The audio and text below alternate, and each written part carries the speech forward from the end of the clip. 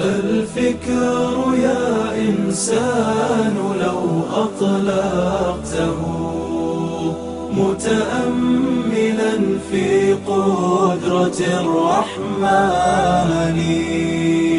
لخضعت إجلالا وتسبيحا له سبحانه رب عظيم الشان يعلو ولا يعلى وجل علوه وصفاته كملت بلا نقصان قدم رسول الله في السبي فإذا امرأة في السبي تبحث عن ولد لها، فرأت هذا الولد فأخذته فألزقته ببطنها فأرضعت.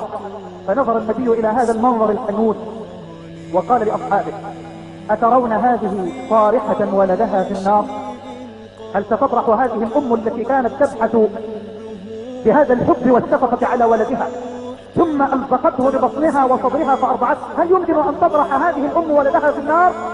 قالوا: لا يا رسول الله. اسمع ماذا قال المصطفى، قال: والله لله أرحم بعباده من رحمة هذه الأم بولدها.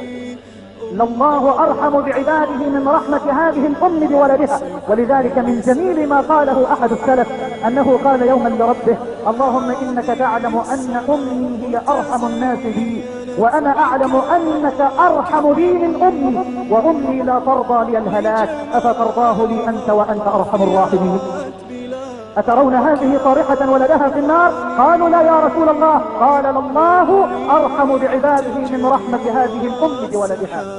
بأمره يحيي بها ما مات من بلدان هذا ومن آياته تلك التي حملت بلا رجل ولا بهتان